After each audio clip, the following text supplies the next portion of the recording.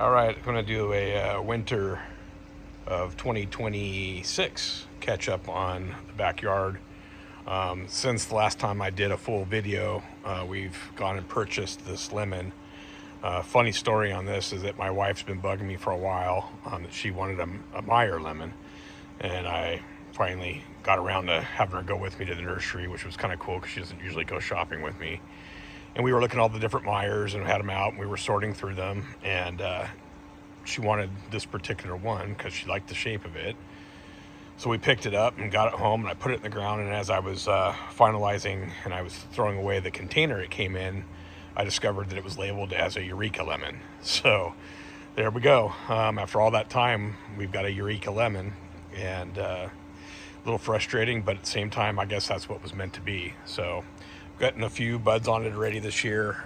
There were a few small lemons that we're developing, but those dropped off. It's a little small of a tree anyway to be holding lemons, but nice fresh leaves coming in here. So we'll see. A lemon is a lemon, I guess. We'll see what she thinks of the Eureka lemons when we get those going. Moving over here, we got the Malaysian red guava. This thing has been a relatively slow grower as far as my experience with guavas. But I love the color of the leaves, and the fruit's really sweet, really good in that regard. It's got a little bit of a bitterness that I think comes from the skin, but I'm not really sure. I've tried to separate different parts of the guava when I'm preparing it. It does well when I mix it with the regular guavas that I produce, the pink guavas. Kind of adds a little extra color and flavor. So anyway, that's that. I do like it overall as how ornamental it is. These are some recent bananas that I cut down. I probably should do a video on that process again on how I cut down bananas, but I get like clusters like this like every month, 2, 3, 4 of them even. So hundreds of pounds of bananas that I get here in my yard. Here's my passion fruit vine. I don't know that this is going to really continue to be productive because it's been choked out by the bamboo here. I will probably either try to do a cutting of this or maybe start a new plant. And I'm also considering moving into trying Passiflora incarnata, I believe it is. It's supposed to be an anxiety relieving plant. There's medical studies that have shown that benefit, and I kind of want to get into more talking about the health benefits of gardening, not just from a mental and spiritual standpoint, but also from a pharmacologic benefit. So we'll see how the channel goes in that regard, but I'm going to probably move in that direction. I'm in healthcare, so I think it matches with my interests and my experience. Just briefly here, this is my kite or keat mango. It never really has done well. It doesn't die, but it just constantly just puts out flowers all the time that don't really translate into getting a lot of fruit, and it doesn't get much vegetative growth. I'm not really sure what to do with it. I just leave it in the ground. Moving over here, we have the fig tree, and this is the Black Madeira variety. So it was grafted by someone I purchased it off on a brown turkey base there, and then this is the Black Madeira. It's a really good flavor of fruit. It's slower growing, which is known to be true for Black Madeira. And the other thing I don't like about it is that the skin on it is thicker than, for instance, this unknown Pastellari that I have. They have a very similar flavor. Both of them are delicious, very much of a very berry kind of flavor. Red flesh inside, but this has much thinner skin. I eat the skin on these. I tend to want to take the skin off on the Black Madeira. Moving over here to the center, we have the Manila mango. There's a lot of flushing leaves coming out on this, which is interesting because this is usually about the time of year that we get more of the flowering on it than the flesh of leaves. But I think it's flushing more this year because it hasn't been irritated or received much cold. We've had a very warm winter here in Southern California. I don't think it's gotten much below 45-ish. And anyway, so I'm fine with it flushing out. I've never really had very big fruit off this tree. Well, I don't really get big fruit off any of my mangoes for that matter, except for the first year that I got fruit off this fruit punch. So here's the fruit punch. It was an amazing flavor of mango, and I'm really hoping that eventually to have it be more productive. I get lots of flowers off of it. It's just that you can see they're real quick. They're starting to flower right now. Buds are coming in, lots of buds. So I get pretty good flowering off of it, but it just generally doesn't translate into very large fruit. They get to maybe about the size of a large grape or even an apricot, a small apricot, and then they ripen, and so you can eat it and it tastes good, but it's just really small. So, and then this is the dragon fruit. My wife had bought this for me. It was supposed to be like a purple flesh, but it's flowered a couple times in the last year, and it was white fleshed, and it wasn't very flavorful. So, not real happy with that. I may end up just taking it out. I've talked about this before, but this is my papaya. Not looking the greatest. It's winter. It never does look great in the winter, but we'll see. I mean, it's managed to live in the ground for a long time. I've lost one of the trunks. The fruit on it, I don't love papaya. It doesn't taste bad, but it also just isn't like the best tasting fruit in my opinion. I gotta come back this way again for a minute. I got my Yosemite Gold Mandarin. I only got 4 fruit off of it this year. I guess it's an alternate bearing maybe, or maybe just something wasn't right in my conditions for it this year. I got 2 left. Very sweet, very tart, or I shouldn't say very tart. A good balance of sweet and tart, and rarely a seed. I think out of the 2 that we ate so far this year, one of them had 1 seed. I try to keep it compact because that's just how we like to have the garden look here down where we walk around. But anyway, it's one of my favorite fruits that I have. And then here's my blood orange, the Moro blood orange. I think the first year it was in the ground, I got 4 oranges. This year I got 2. I don't even know if they're going to get much blood color to them, because again, it hasn't been very cold, and my understanding is that it's the cold that brings on the blood color to it, but we'll see. These are nice size, very good size oranges, the 2 that are on there, and it's a great tasting fruit. I just recently moved that stake. That's the stake that it came with. I put it behind there, and I'm pulling it back with the string because I guess I planted it in the ground slightly crooked, leaning to the right there, and so I'm pulling it back to try to make it a little more erect or vertical. And then this is my amazing producing guava. I don't know the exact variety. I bought it, I don't know, 6 years ago or 7 years ago, something like that. It's like a yellow when it's ripe, and the flesh is a whitish pink. Very good flavor. I juice it, or turn the pulp into like a juice, and I also use it to make guava pork.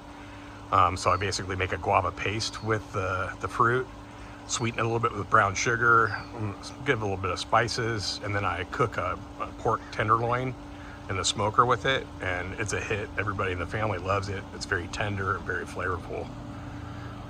Moving on to the avocado, I've done a lot of videos on this. This thing was pathetic when I moved into the property in 2018. So that was like 8 years ago, I guess now. It was practically almost dead, barely at the height of that Y right there.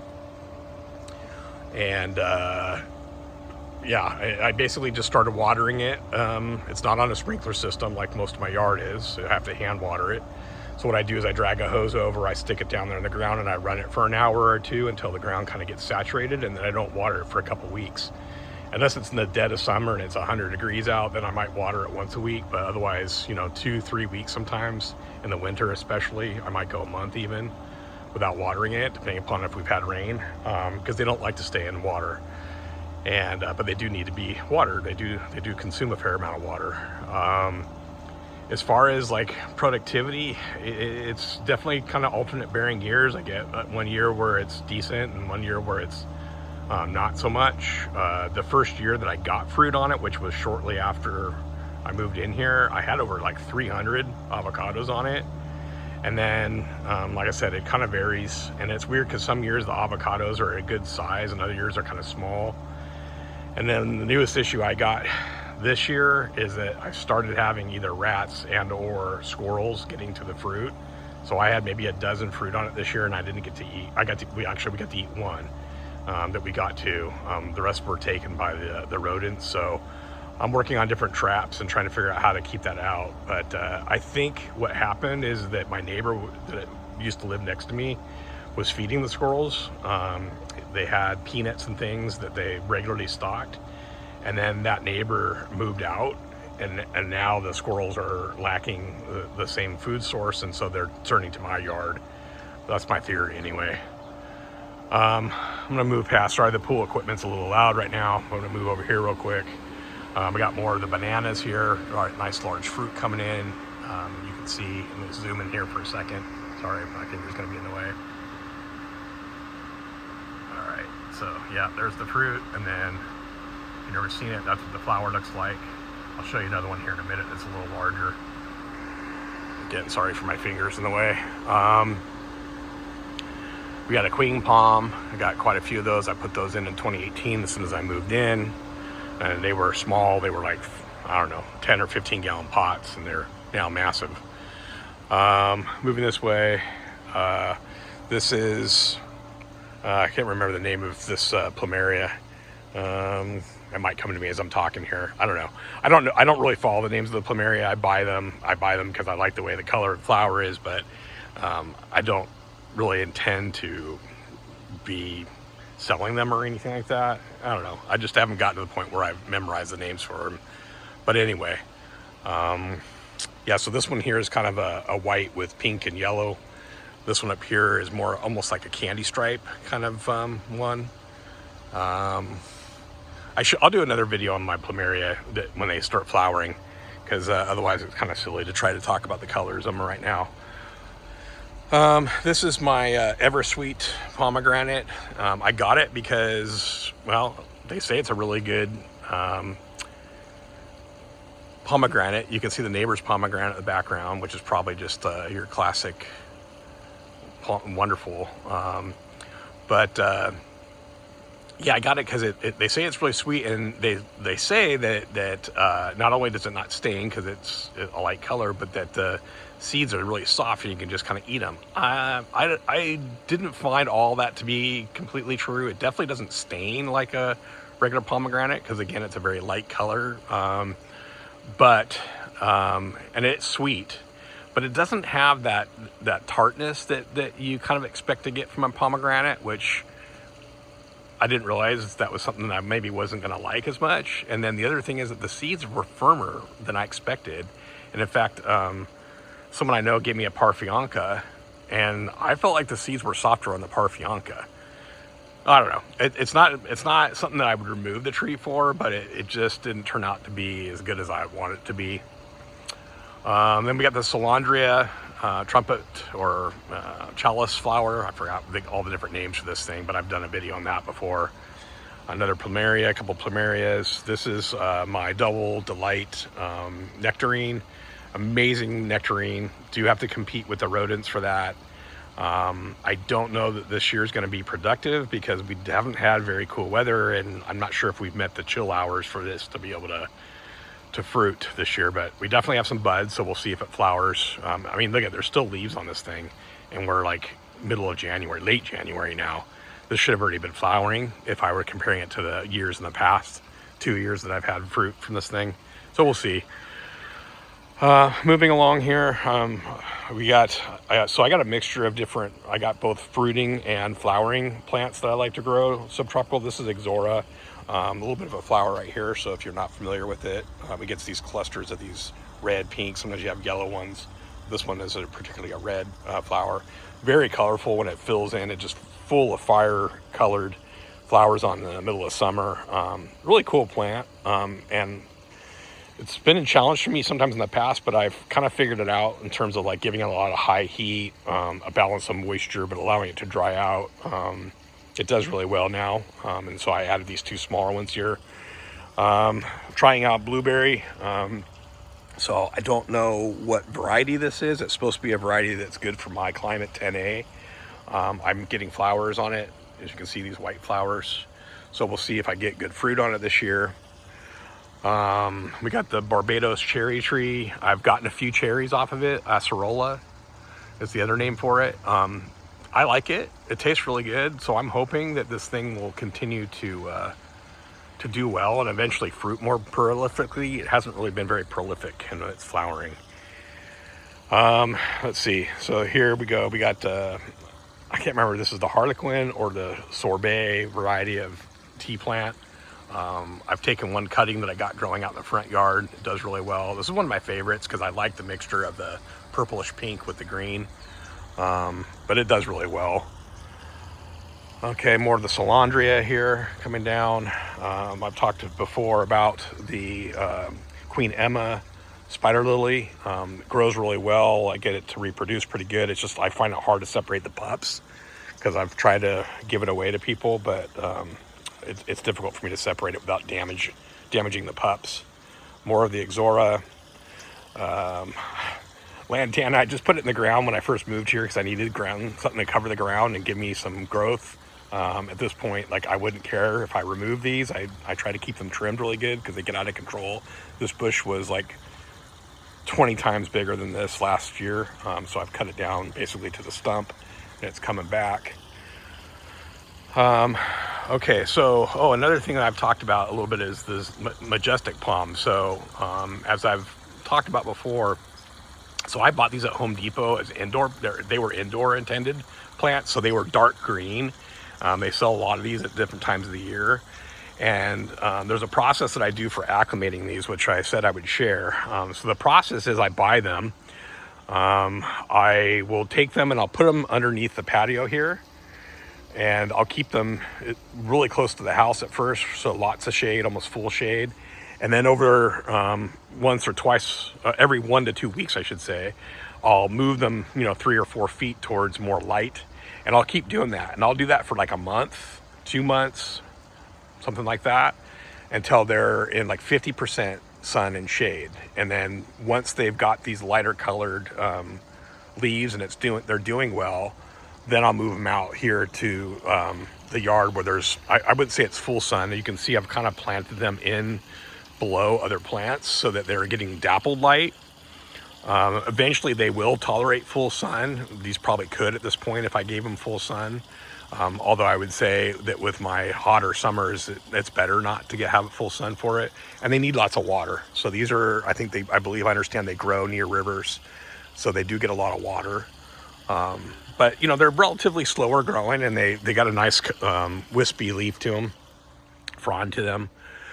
This is a really cool red, like a burgundy red plumeria. I don't know the variety. I bought it from someone off of Facebook probably 5 years ago. It's very slow growing, partly because I got it in a kind of a shady area of the yard. And then this is my plumeria that I transplanted. It was a branch that I took from a prior house and then I brought it here. And so this was one of the original ones that I planted back in 2018. It's probably the most fragrant of the plumerias that I have. Lots of white flowers on it. Of course, this time of the year in winter, it's losing the leaves on it. Coming over here now to this side of the yard, the last of my queen palms up here. Last meaning in this row. And then what's left, a little bit of what I have of the Orange Crush jackfruit. So this is what I got right now. The story about that is that I put it in the ground. The day I took it out of the pot, I think it kind of tore the root, the smaller roots on it. And the thing went into shock. I thought it died. My wife encouraged me to leave it in the ground, which I'm glad I did because it came back. However, it never really is taken off. So don't know where I'm going to get with that. Okay, real quick in this corner, we got the fire and ice. What do they call those now? Someone's going to know right away when I'm saying this, but heliconia. So they don't do well in that corner right there. That's where I originally planted them, but it's too much sun for them, especially in our hot weather, but even without the heat. So I've started moving them into a shadier part of the yard. So here's some of it here. I'll show you more in a minute. That's a little more to the right. So I'm hoping that in the last year and a half, almost 2 years now that I've had it in a more shady area, that I'm going to eventually get some flowers. I don't know that I will. My climate just may not allow for it. But anyway, it's a fire and ice, and heliconia is the type of plant. Over here to one of my favorite specimens, which is my flamethrower palm, and it's been done really well. I bought it as I think I paid $75 for it, and like it was a 5 gallon. It might have even been a 2.5 gallon, but I think it was a 5 gallon pot. Of course, now if I were to have this in a pot, it would probably be at least a 15 or 20 gallon pot. And then it might actually be the other variant. I can't think of it right off this second. Because if you look here at the base, you can actually see kind of that watermelon streaking in it. So I should have looked it up before I did this video. I can't remember the name of that variant, but it might not be the traditional flamethrower. It might be this variant that gets that watermelon striation in the base, and then sometimes it's a yellow. They say a yellow frond, although I've never seen it yellow. Mine have always been red, and that variety still can have red fronds. Okay, so we got the croton down here. I don't know the variety, but everybody sees these in the Home Depot and big box stores, but that's my croton. Here I've got my cha-cha. I bought that in the same place and the same time as I bought the Orange Crush plant there that we just talked about. I don't know if I'll ever get fruit on this one either, but the good thing is that it does adapt well into my yard and this climate. It's growing. I get maybe, I guess about a foot a year that I'm getting growth out of it. Probably could grow it better. I've seen people that do better with it than I've done, but maybe it's just not enough sun here, but at least it seems to be healthy in this location underneath the banana trees. And then on to the Kentia. So I love Kentia palms. Here in Southern California, if you go to the beach cities, within like the couple miles of the beach, people have these in their yards all over the place in Southern California. I'm inland, almost 20 miles from the coast, and it gets hot here, so they don't do as well. It's not humid like it is near the beach. So in order for me to have these survive, I have to have them underneath other trees so that they get partial sun. But other than that, they're doing well. This is the only one that I've actually put in the ground because I'm not sure where I want the other one yet.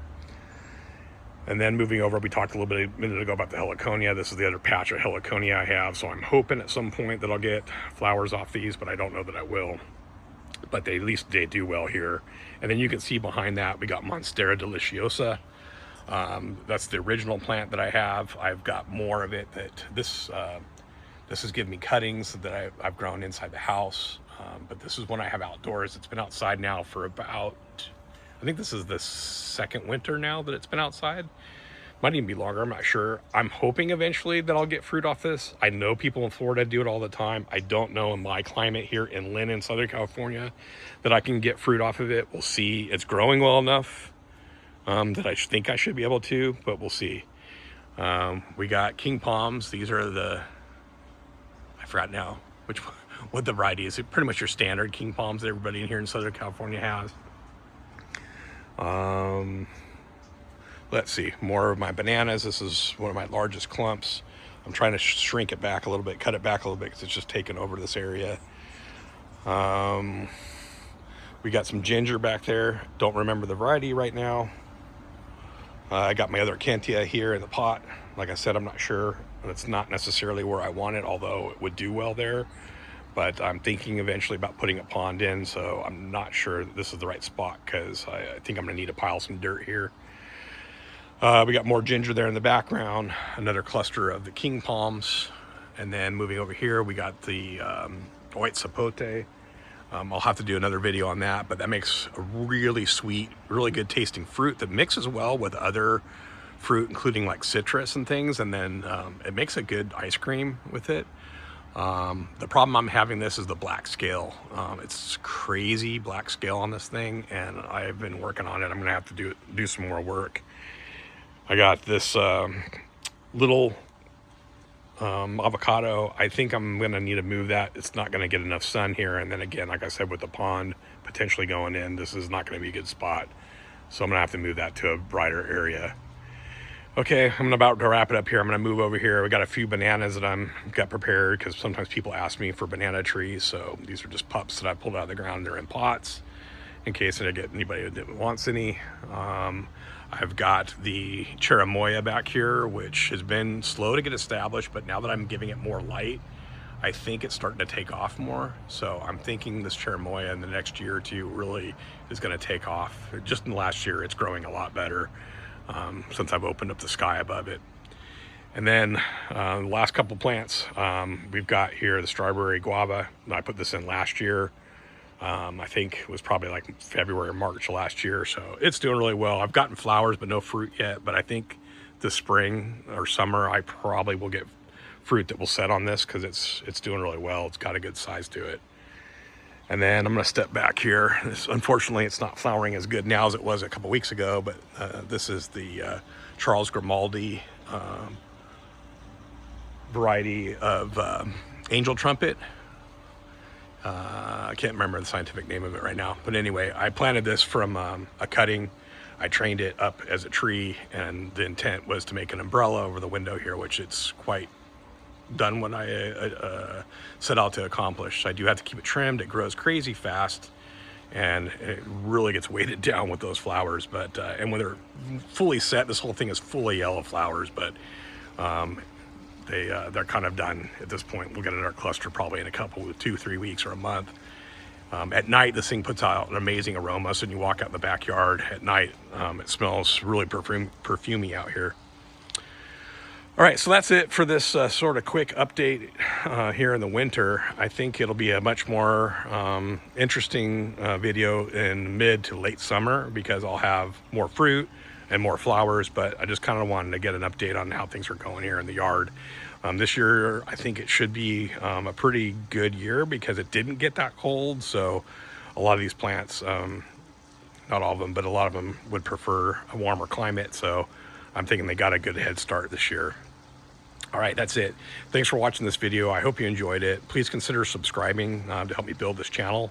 And then if I can get more subscribers, I'll try to get more content out there. And if nothing else, at least if you enjoyed the video, give it a like. All right, thanks. Bye.